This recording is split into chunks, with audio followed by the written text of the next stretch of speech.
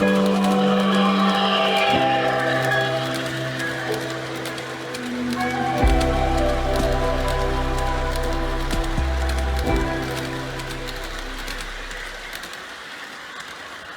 everyone, this is Brendan Strains here, and today for this video we will be covering the history of the finest steam locomotives to ever run on Penske's rails, and that is the M1 class 482 Mountain type.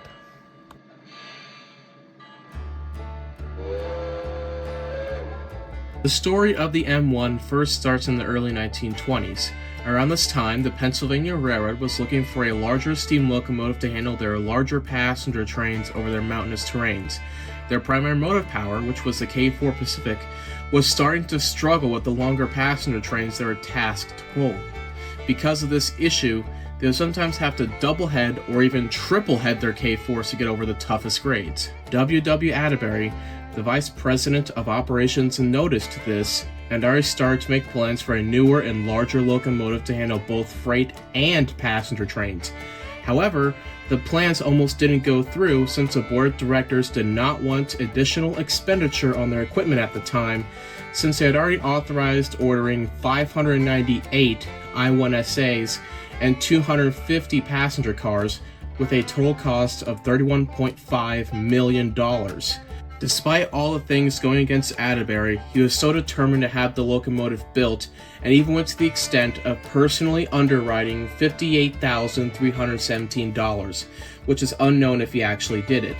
He would give the task of developing the new locomotive to the Superintendent of Motive Power, James T. Wallace, and Chief Mechanical Engineer, William F. Keisel Jr. The result was a new 482 steam locomotive built in their Juniata shops in Altoona, Pennsylvania. This engine would have some traits that previous PRR engines had. The boiler had the same boiler pressure as their I-1SA decapods, and the cylinders were the same diameter as their K4s. The locomotive was numbered 4700 and was classified as an M1. This new locomotive would have a boiler pressure of 250 psi, 27 by 30-inch cylinders, and 72-inch drivers. With all of this in mind, the 4700 could produce 64,547 pounds of force.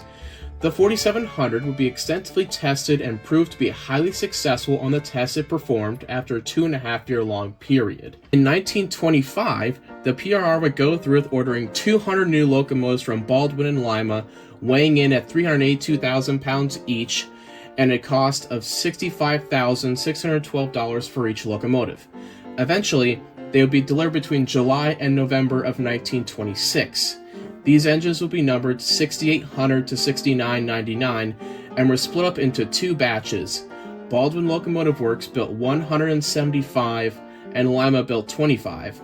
The M1s performed greatly on their railroad, hauling 5,000 tons of mixed freight and 8,000-ton coal drags. Since the PRR was very satisfied with these engines, they would end up ordering 100 more engines in 1930 classified as M1As. These engines would be numbered 6700 to 6799 and were split up into three orders. The Lima Locomotive Works built 50, Baldwin Locomotive Works built 25, and the Pennsylvania's own Juniata shops built 25. With all these engines now delivered, the roster would end up in a total of 301 units. Despite being nearly the same design as the M1s, the M1As had some slight improvements to the earlier class of locomotives. When they were built, they had two air compressors instead of one, casted cylinder saddles, and a Worthington feed water heater to help out with boiler efficiency. These engines were also 2 feet longer than their previous batch of engines and weighed 8,000 pounds more than the original M1s. When the M1As were built, they were also fitted with a larger 210F 75 series coast-to-coast tenders, unlike the M1s, which had a 110F 75 series tender. These tenders were massive, being roughly the length of the engine, and when fully loaded, they weighed 393,200 pounds, which was heavier than most of the PRR engines, including the 482s. The engine's tenders were also fitted with a doghouse at the end of the tender, which was a little shelter for the brakeman to watch the train as it goes along. The PRR was actually concerned about using these engines since they had 72-inch drivers, which were considered to be too small for passengers and yet too big for freight service. However, the M1 class would prove them wrong and prove to be excellent in both sets of duties. The PRR would end up using 10 M1As and 20 M1s for passenger trains, while the rest would be used for freights. These trains would be a total of 16 to 18 passenger cars long and 125 to 140 freight cars long. Being strong and durable, the 301 M1s would end up being the pride and joy of the railroad and was only rivaled as the best locomotives on the railroad by the GG1 Electrics. To show the public how great they were, they even sent one of their M1As to the 1939 New York World's Fair. They fully restored engine number 6759 to new condition just for the event. After the event was over, the PRR even wanted to see if they could be improved to their true potential. And in 1946, they sent 40 M1As into the Juniata shops to be rebuilt into M1Bs. These engines would have a raised boiler pressure of 270 psi and have an extra 35 square feet into their fireboxes, which gave the effect of giving these engines 69,700 pounds of force.